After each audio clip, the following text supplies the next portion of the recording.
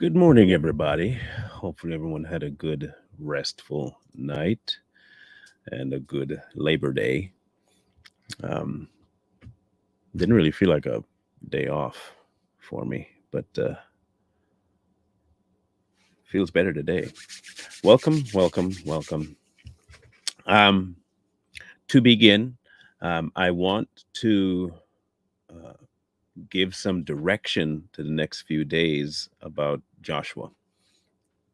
Um, and I want to give some context to why I am going the way I'm going with this, even though there are multiple directions you can go with Joshua, because there are tons of things to be learned. One of the things that might be emphasized later on, not in this series, but in a different series, is the concept of the similarities between his story and that of Jesus, the story of the Israelites and the church, the significance of the number three in Joshua.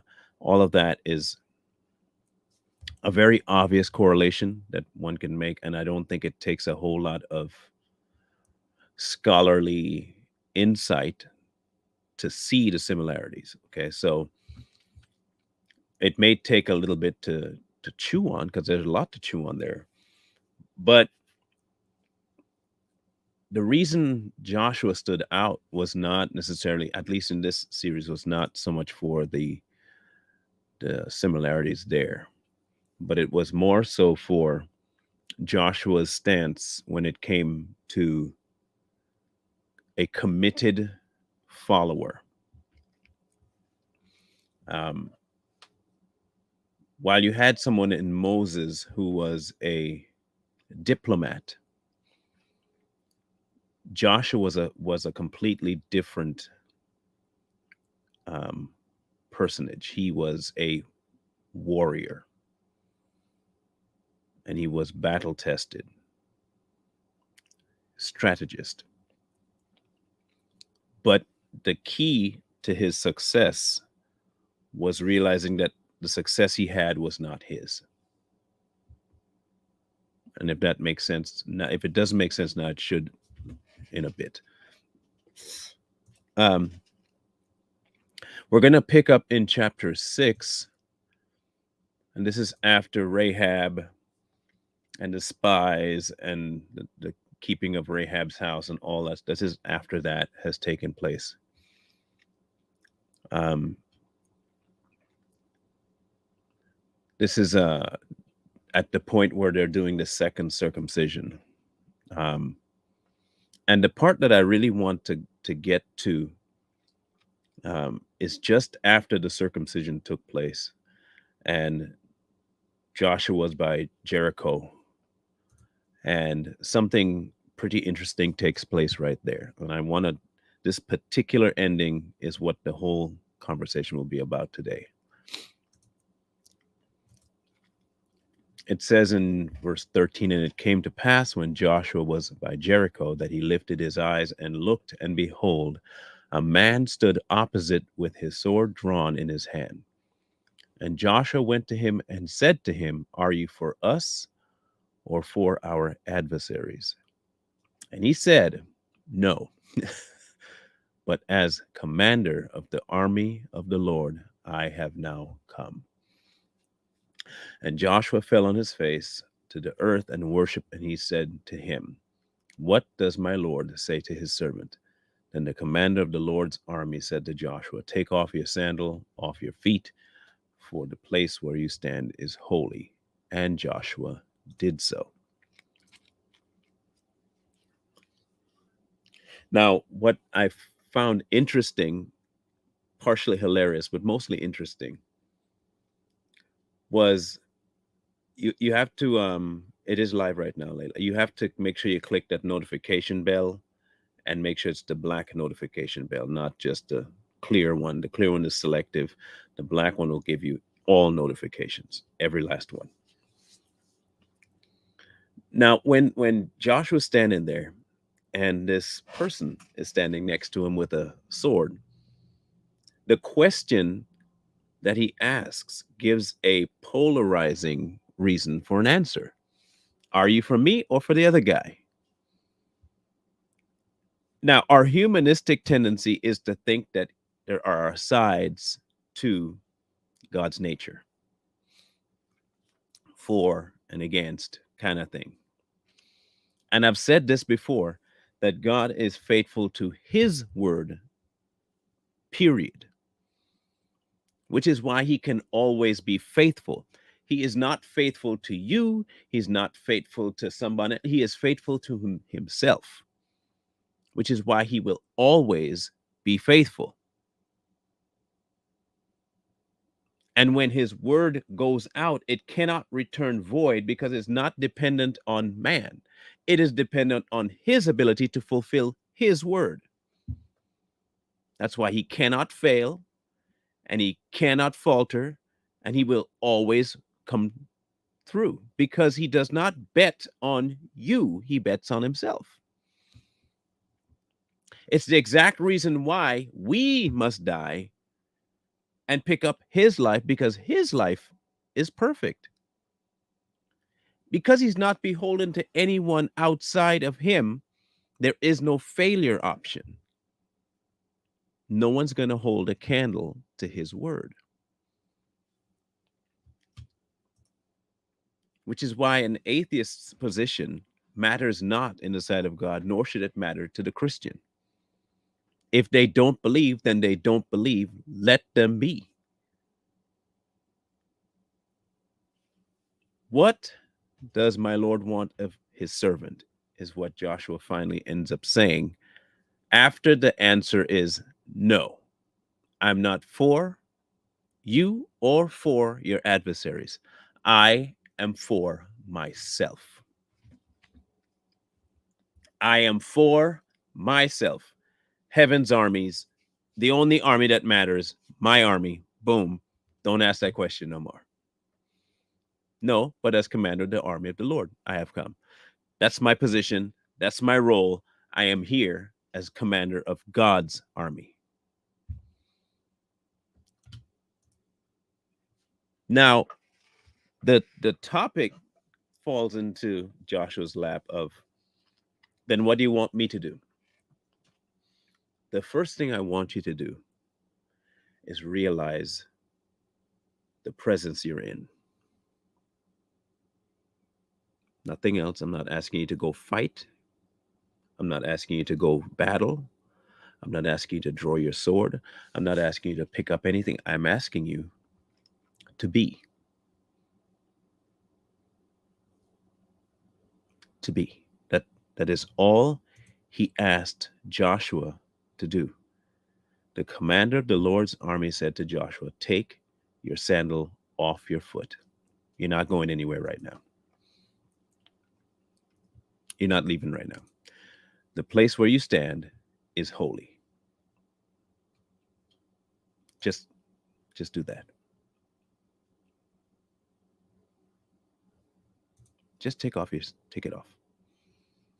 You come here concerned about whose side. I'm asking you to do one thing, and one thing only. Recognize where you are and be still. Because here's the reality. Joshua couldn't have won this battle without the army of the Lord anyway. So him presuming to even go forward, he would have lost. Impulsion would have cost him the battle. Presumption would have lost him the battle. Disobedience would have lost him the battle.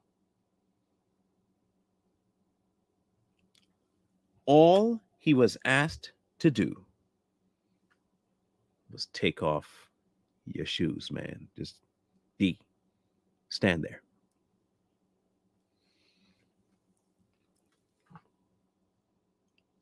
Today's society has become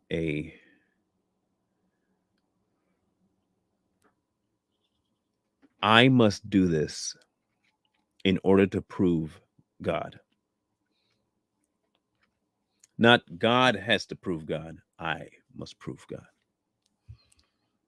And not by merits of God proving himself through you. No, it has become now. I will take action where I deem action needs to be taken. We don't even go. We don't. We can see something happening. We don't even go to the source to find out what we should do.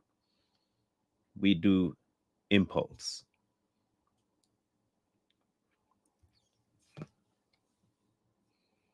That ain't the way it ought to go. You have to go to the commander to get your orders. And sometimes the order is to just be. You wait. Sometimes the order is to go. But if you remember carefully the original verse, first chapter, he had told Joshua of something very specific to do. If you remember, and we'll read it again. This was the command he gave Joshua, very first thing, okay?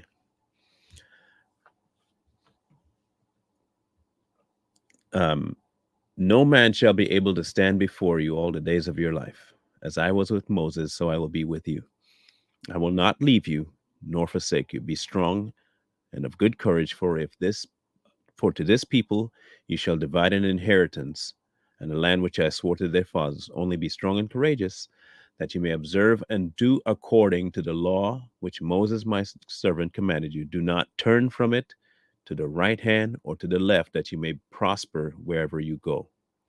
The book of law shall not depart from your mouth, but you shall meditate on it day and night, that you may observe to do according all that is written in it. For then you will make your way prosperous, and then you will have good success. Now, the word has just shown up with a sword. A herald of the word had just shown up with a sword. And he had instructed Joshua to not let the word depart from his mouth.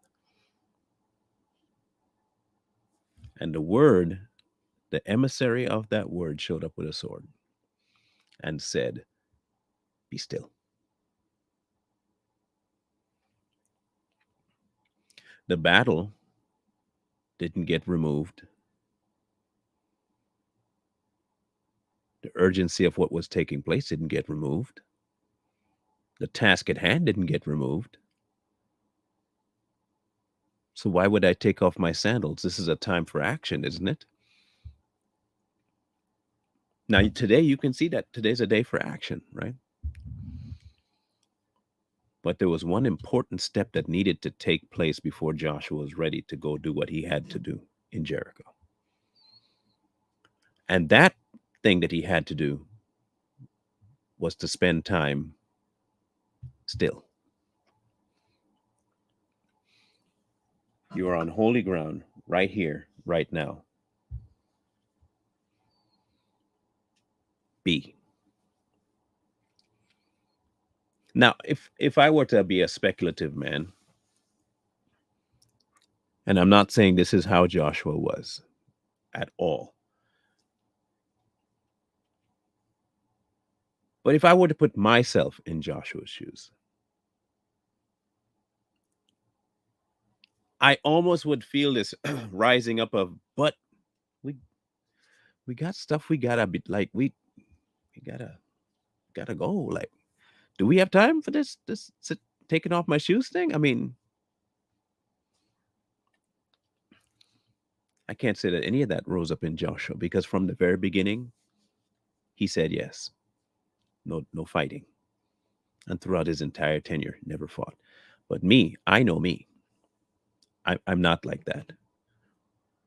I know it took a long time for me to get to the point where we said something, I went through it, even if it was hard, even if it was something that had to do with my exposing of something I did, and I had to go through with it. That took a while to get to. Joshua didn't seem to have that at all because I think he had seen enough of what Moses went through, did and didn't do to know better. Now, he had his own relationship with God. It was the only way that God would have brought him to the leadership position. Our biggest issue today is that many of us are unwilling to be still.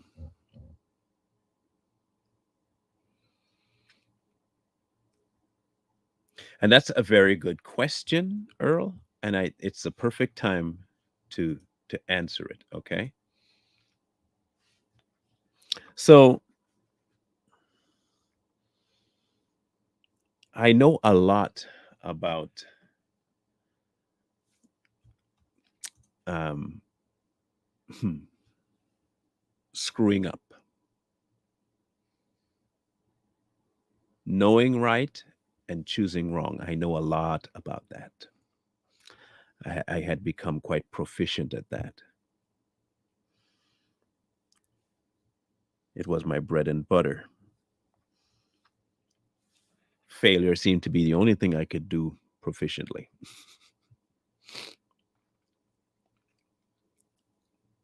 Um, and guilt was my best friend. Now guilt can drive you to do some very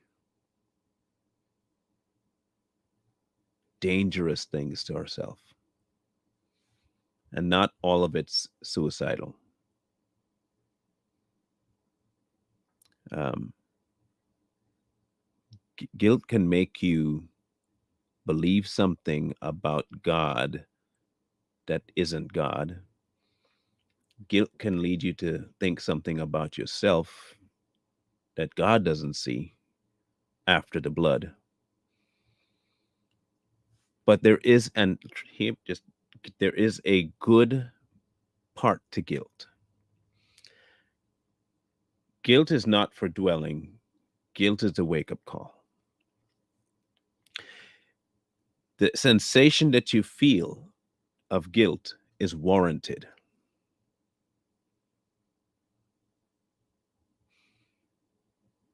It is very warranted.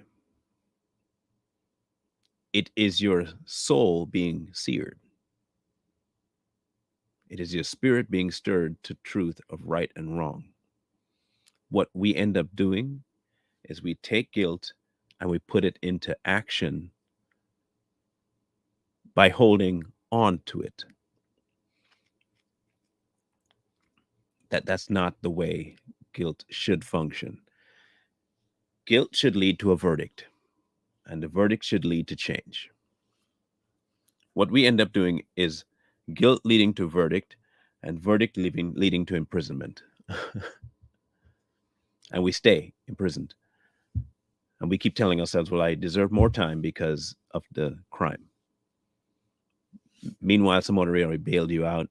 They've been already doing your plea deal and all that kind of stuff. And then all of a sudden, but guilt is not in and of itself bad. Shame is not in and of itself bad. And a broken heart and pain is not bad either. In fact, they're all amazing gifts. Because what it should tell you is the next few words out of your mouth is in spite of. I am guilty. I am shameful. I am broken and I'm filled with pain, but God. Our perspective is always going to be our problem. You see, Joshua had a perspective that many of us need. Now, remember, Moses pretty much failed as a leader of Israel because of Israel, not because of his skills, but because of Israel. He witnessed it. All of this stuff is happening in front of Joshua. And he could easily have said, there ain't no way I can handle these people. There is no way. If Moses couldn't do it, Moses couldn't. Man, come on, me. Joshua had one big upside to his scenario, and that was but God. But God.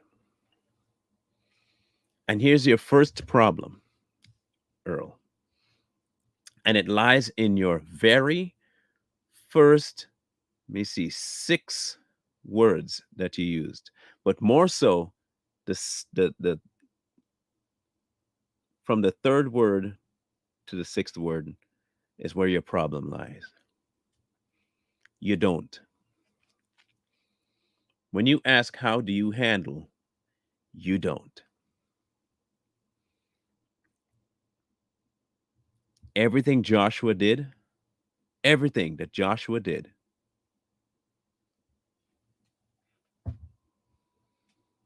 was through God. He waited.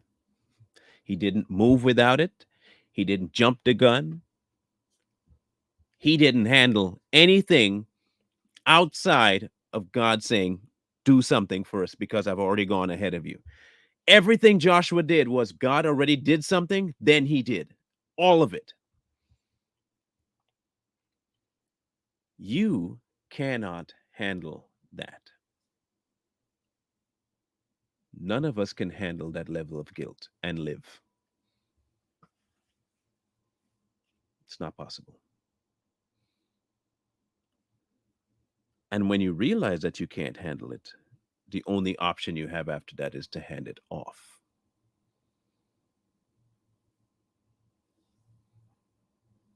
Okay, so you're guilty of something, and your past life has been absolute trash, and you've been a horrible human being, and you've done this, and you've done that, and you did the other, and okay, fine, good to know. Heard you. Now what? Now what? Now this is how you take the devil out of the equation and you deflate his engine. This is how you do it. Okay, everything you said about me is 100% true. Facts. Okay, good. Now what?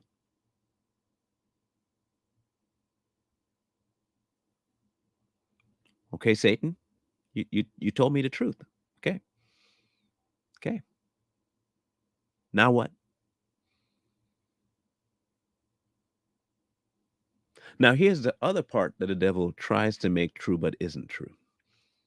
That God's blood isn't sufficient for that. He loved to say that to you. And herein lies where your decision has to be made. You can either accept that the devil is right in one regard about your state,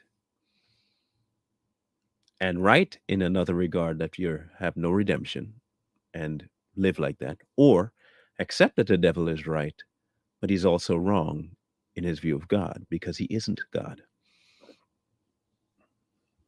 And there's only one person that can speak on behalf of God, and that's God. So if God says something, no one can make it untrue.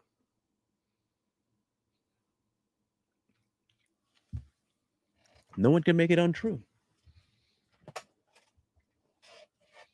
So how do you handle it? You don't. He already did. You have to live in the finished work the same way that Joshua did. He advised Joshua to live his entire life with the word on his mouth because the word itself is will and always will be fulfilled. Always. Regardless, it will. Because it's not dependent on man. It is dependent on the one who gave the word, which is why it will not return to him void. It cannot return to him void.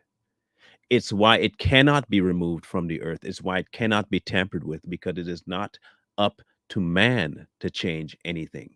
which is why I get so up in arms when people say, "Oh, they changed this and they didn't change anything.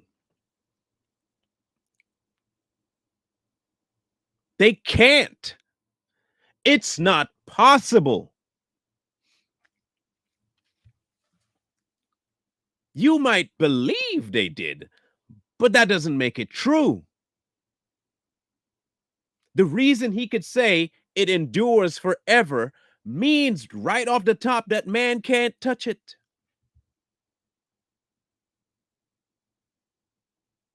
No one can. We give man way too much credit. Joshua looked at impossibilities. Now, remember, impossibilities because he's dealing with Israel. Okay, he is dealing with Israel. That in and of itself is an impossibility. Because then people was, wow, pick the most rambunctious child you got, the most rebellious child, and then times it by 1,000,000,000. Then you might have a portion of Israel. Joshua had a lot to deal with. But God had already told him what was going to be. Just keep my word. That's all your job is. Keep my words on your lips. Case closed. Anything you do, put me first. Case closed. Many of us don't want to do that. Many of us don't want to do that. We feel we must do and we must do and we must act and we must perform and we must have to. He will convict you when your conviction is necessary. He will correct you when correction is necessary. He will divert you when diversion is necessary. He'll stand you up, sit you down, put you still when he's necessarily having to do it. But you have to be willing to listen.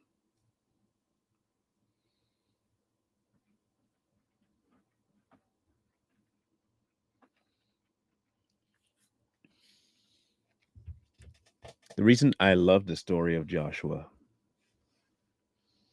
is because it bears out in it the value of obedience. It bears out the value of obedience.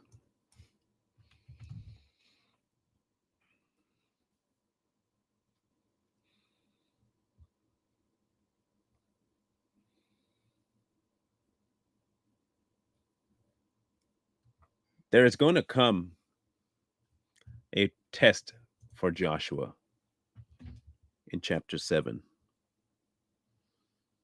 because, like clockwork, like clockwork, who does what? Let me see if the audience can guess what happens in chapter 7 that we all expected to happen. Just take a guess. What do you think happens in 7 that you probably already know that's going to happen? What do you think happens in chapter 7? What do you think possibly happened in chapter 7?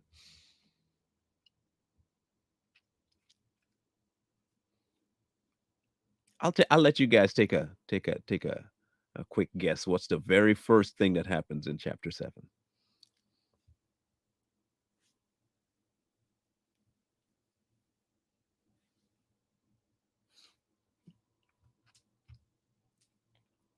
Anyone? Any guess? There you go. There you go. Very first thing. The very first. I'll read that first part just so we understand where 7 is going to go. But the children of Israel committed a trespass regarding the accursed things. For Achan the son of Carmi and the son of Zabdi and the son of Zerah of the tribe of Judah took the accursed things, and the anger of the Lord burned against the children of Israel. They always got to be extra. Like, I don't get this. These people, they always got to do something stupid. They always got to take that one. But it's so us. That is so mankind. You always gotta flop your little hairy toe over that line.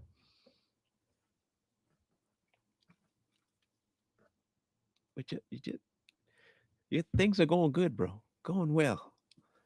And then you get you get ahead of yourself.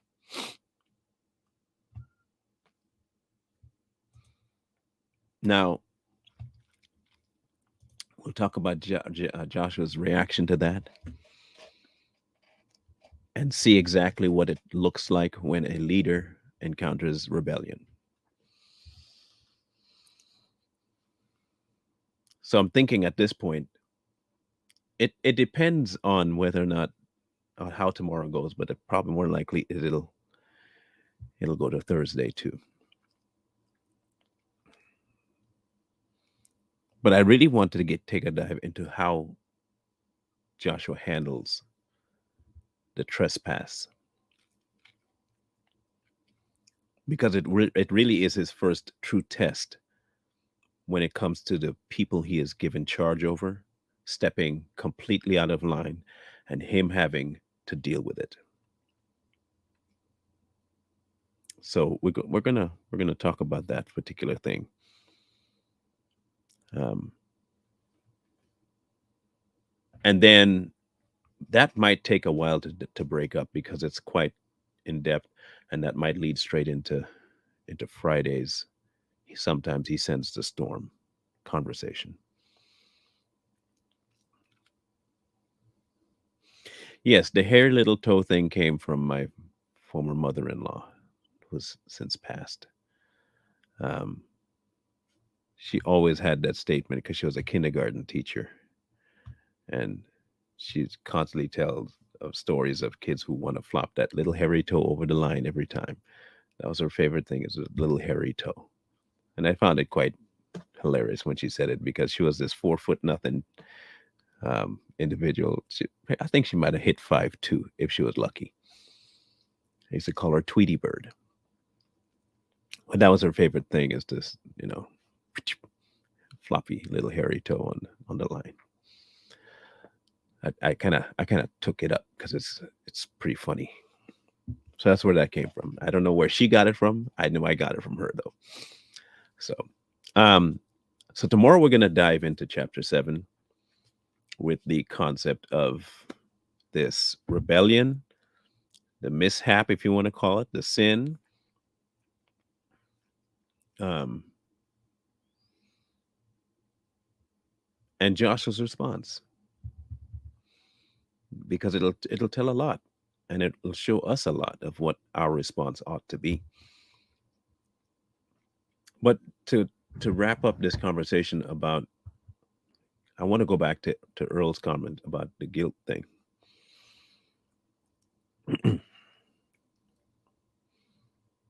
You can indeed give way too much attention to something God only is trying to highlight. Sometimes when it's like driving, okay? And you're not fully aware that you're on a certain road, but you're driving along and you're fine. And then you see out of the side of your eye a pothole.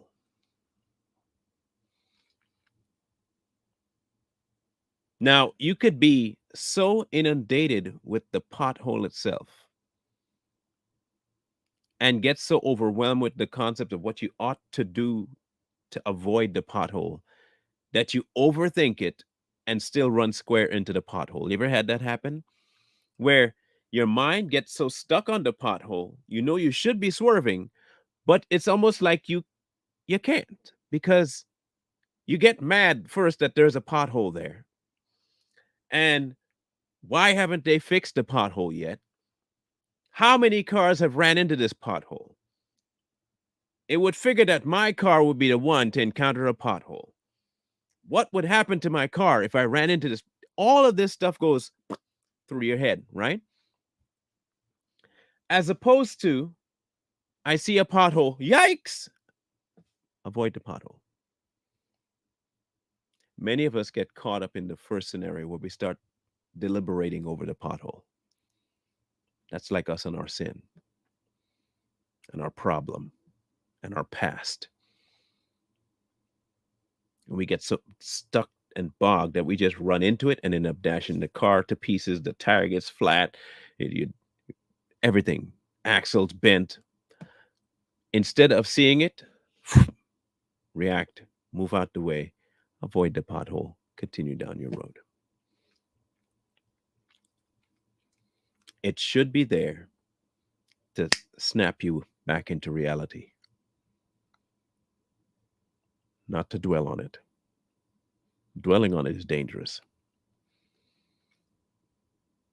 It's my favorite term is but God. Yeah, this is it, but God. Yeah, but this is but God. But God. Always keep that, but God. Because the only person that you can bank on to be consistent is Him.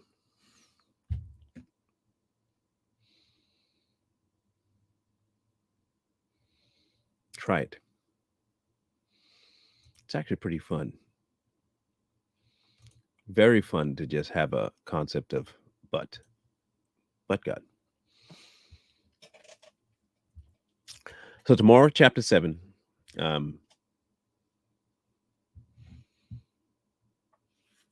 Too strong, not sure about going live today. We have a couple of topics that we want to bring forward. And I'll give you a little heads up about too strong here. Some of the topics we will start to cover, a lot of people may not tune into.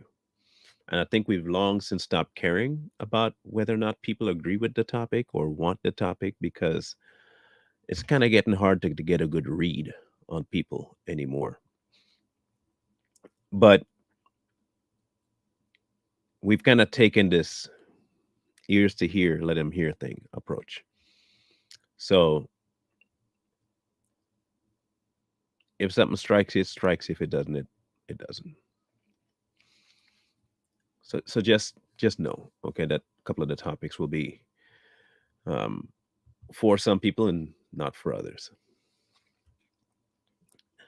And we may strike gold and find one that everybody likes, but good luck with that one. So I'm not sure if we'll be on today or not, but we're going to be doing a live here soon. We just have to pick the right one for a live. Savage Patriots tomorrow. Don't forget that. Nothing else today. I'm going to be trying to put out a self-defense video this week, so people can get a little bit more out of that channel. And scrolling below is your options for God's ministry. God's ministry, not anything else. God's ministry. Okay. Do what you will. After consulting with the man himself, do what he says. Either direction. Love you guys. Mean it. Really do. Thank you for tuning in.